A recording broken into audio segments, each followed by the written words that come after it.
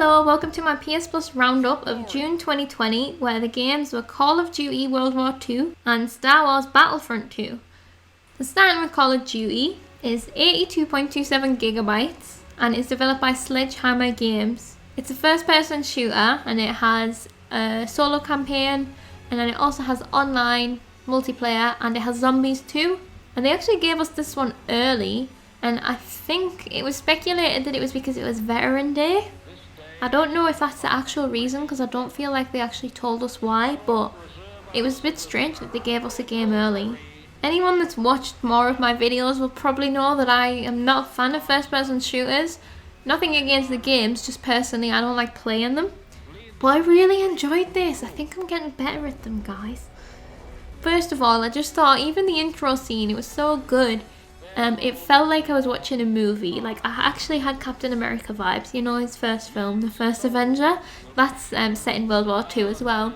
And I got those type of vibes from the intro of this game. And it just all looked amazing too. And the way they just kind of dropped you straight in, it was cool. Most of the first person shooter games that I've played have got like a standard training tutorial where you go through an obstacle course or something like that. Whereas this didn't have any tutorial really at all. Like, it would give you prompts, but it just kind of threw you straight in. And I really liked it because the soldiers we were playing seemed like it was going to be their first proper combat as well. So it was very like throwing you straight into the moment. It was very like harsh reality straight away. And I really liked that about it. The trouble with there only being like no tutorial was the fact that it took me so long to remember that I even had a gun. Because the first prompt that we got said, get to the checkpoint. And I just thought we had to like crawl there or something, but no. You had a gun and you were meant to use it. Still though, once I figured that out, I had a really good time. I liked the characters, I liked the mechanics of having like a buddy with not a special ability, but what's it called? Like an extra. So the first one, it has more health, so if you need more you go to your buddy to get more health. Then in the second level your buddy has more ammo, so things like that. That was really cool, and it felt like you were part of a team, which was fun. I always like having NPCs by my sides, I've discovered in games. And you have that in this, which is cool. I thought the voice acting was great too. Like, I've got no complaints about anything in this campaign. It was great. I think maybe I will go back to it at some point. Not yet, but of all the first person shooters that I've tried, there's only two that have made me want to go back, and that's this one and Titanfall 2. So, maybe. Online multiplayer was also fun, if a bit overwhelming for someone like me. Kind of a thing where you've got to jump in and learn as you go. There's just basic things that I didn't know that I feel like probably got in the way of my teammates and stuff. But if everyone's just playing for fun, hopefully they won't have minded that much. Just little things like seeing your teammates' names in blue above their heads. Because I didn't know who was on my team and who wasn't. But I was getting used to it as I went along, you know. But there was quite a good variety of game modes that you can play. I only did the first normal one, which was sort of like a team deathmatch. I'm not sure if that was the exact name of it. But then there's also like the party mode as well, which I found very fun. There was an infection mode where I think one person starts off as a zombie and you've got to try and infect everyone else. That one was fun. I never started as a zombie, but I did get bitten. And then Prop Hunt was another one which I was excited to play because I'd heard about it, where you are a prop, something that you have to try and blend into the environment, and the other people have got to try and figure out where you are.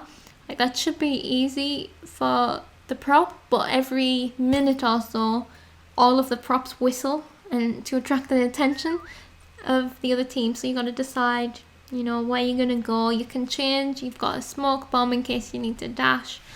I still think it's easier for the prop, but having said that, I just chose somewhere and I didn't move, and I was alright. So it's interesting having the different modes anyway. I wasn't keen on the fact that I got really salty. I got kicked for stalling during one of the infection rounds, and I thought that it was because someone else had kicked me, but then when I went online, apparently it just kicks you automatically. And I thought, that's a bit shit because it's a zombie outbreak.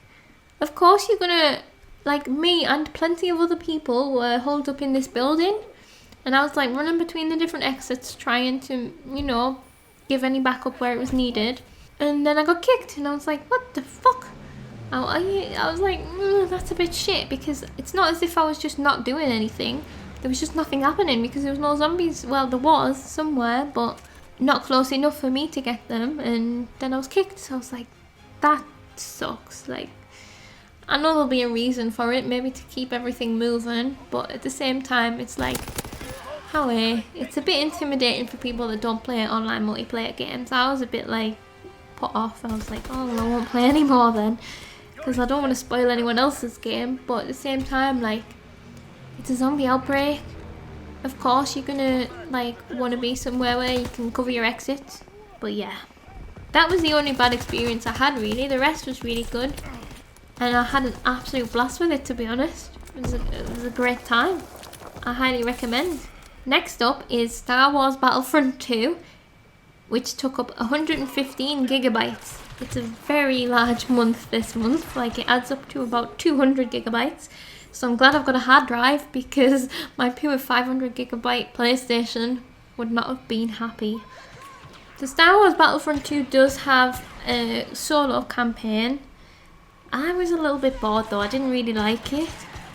But, disclaimer, I haven't seen Star Wars, I know nothing about Star Wars, so that could potentially influence how I feel about the game. But I played a level of it and I was not compelled to play anymore. It was, you know, it was what it was. It was okay. And then I went on to the online multiplayer. That's a lie. I tried the online multiplayer first, but I was thrown straight in and I had no idea what I did to do. So I ended up like blowing myself up with a grenade and absolutely crying with laughter because I thought the match ended at exactly the same time that I blew myself up with a grenade, and I thought I'd ruined the game for everyone because it was like a 40-player match, and I was in my own base and I blew myself up with a grenade. And I thought, oh no, I've just lost our team everything. And I just thought, man, what a rubbish. Not only do I spoil the game in Call of Duty for a few people, I spoil the game for 40 people. But actually, that's not what happened. It was just a coincidence that I happened to blow myself up at the same time that the game ended. So it wasn't my fault, it's okay. Either way, I laughed a lot. I'm sorry about that. So then, after I'd learned the controls in the single player bit, I did go on to try the multiplayer bit. And I went into, I can't remember the name of the mode, but again, it was like the 40-player server thing. And it was like this epic battle, and I thought it was really, really, really good. It wasn't first person. I thought that Star Wars Battlefront 2 is first person. You can actually choose, which I really, really appreciated. And I chose third person, and every time that you die in this mode, you come back with, well, you get more points. You get to respawn, and you come back with more points. And then each time you die, you get to choose how you want to spend your points. So you can come back with a vehicle if you save up enough, or you can come back as a different type of character with different abilities. And it's a really, really, really cool dynamic, I found. I tried out a couple of little things, but I kind of liked the character that I was given, just to hang out in that and try and get to learn one thing rather than getting even more overwhelmed trying to learn everything at once. But basically it starts off, there's like 5 different launch points or something, and I think both teams are trying to capture them, or one person already has them and the other person's attacking, I'm not sure. But basically the first aim is to capture all of these points, and once that's happened, our team lost, the other team captured the points. They basically then ended up on our ship, and we all end up on the ship, and then the next goal is to defend or attack depending on which team you're on. I was on the defense team, so basically we just have to defend our ship, and it's quite big, and they've got to go through, you know, the hangar areas and then into your corridors and stuff and get to the main part of the ship. And it was just so intense. It was great. It was just chaos, people everywhere. Every time I died, there was plenty of other people coming back at the same time as me, so I didn't feel bad for dying because everyone was dying left, right and centre. And there was like Star Wars characters about. I kept getting killed by this little Yoda. I was like, what's going on? I didn't even know that Yoda fights. It was really, really epic. I had the best time playing this game, and it is not what I expected at all. Like, at all. But it was so much fun. I don't know how either experienced multiplayer people would feel or Star Wars fans would feel. I can't speak for either of those two people, but as someone who doesn't play online multiplayer at all really, and as someone who knows nothing about Star Wars, I had a blast. This whole month was a blast. I absolutely loved it. After last month, which was very chill and steady and, you know, not a lot going on, I was so up for this month, and it did not disappoint. It was probably my favourite month to date. Do I dare say that? This year at least anyway, yeah. I think it's the most fun I've had doing this series, which is crazy because it was 2 shooters. That's not me. So I can't recommend this month enough. I thought it was great. July's games have already been revealed. It is actually PS Plus's 10-year anniversary. I haven't been subscribed for 10 years, but that's quite an achievement. And to celebrate it, they have given us an extra game. So the games that they have revealed we are getting are NBA 2K20, Rise of the Tomb Raider, and Erica. So I will be covering all of those games. I haven't actually played Tomb Raider though, so I'll just jump into Rise anyway.